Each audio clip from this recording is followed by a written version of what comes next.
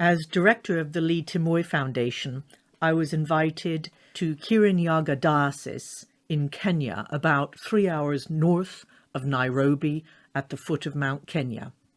Bishop Joseph Kibukwe invited me to come for a 2-week immersive trip to his diocese to meet with some of the women who had received grants from the Lee Timoy Foundation, to meet with his other clergy, and to preach and speak at services in the cathedral, in other churches, and also at schools, and to visit places that the diocese supports. I was also invited to meet with the crew of the diocese television station that Bishop Joseph started up. They were just getting going, and I was able to brainstorm with them and discuss program content. For the 2 weeks, I stayed with the Venerable Mary Miraje, and this was the view outside of my window, my bedroom window, and on one side and the other side was this beautiful tea plantation. Mary also took me to a coffee plantation where I helped to sort coffee beans, and also to visit her family.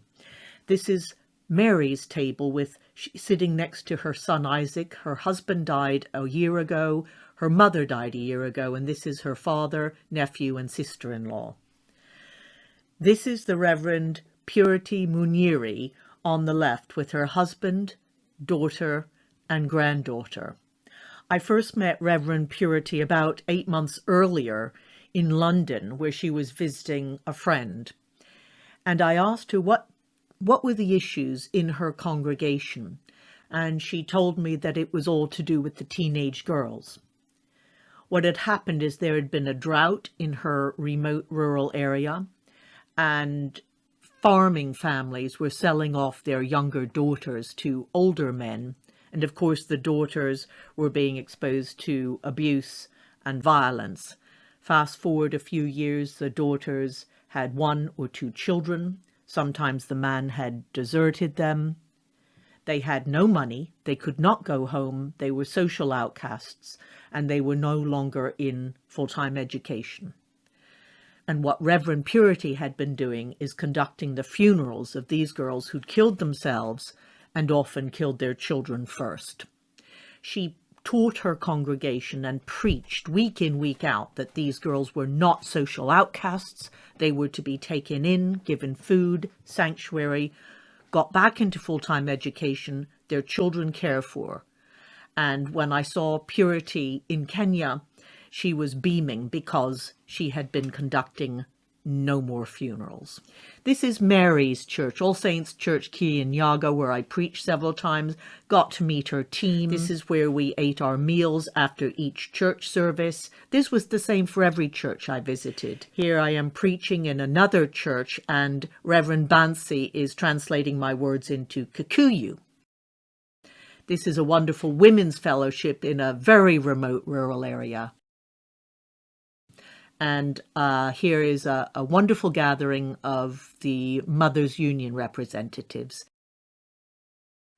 These are now some senior clergy in the diocese. They were all trained through the Lee Timoy Foundation. This is a school for children with special needs. This is a wonderful primary school, fantastic welcome, and this is a large girls' school where I spoke. They were just about to take their final examinations. I also spoke to an equally large boys' school, over 1,600 students who were just about to take their exams.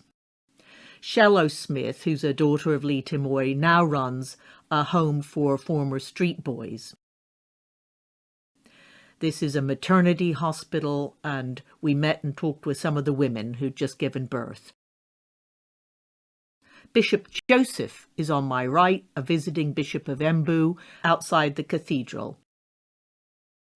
And here's the team of the diocese television station.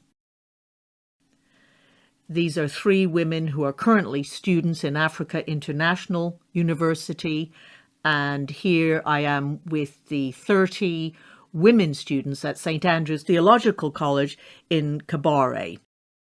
And this is a confirmation service where Bishop Joseph did the confirmation.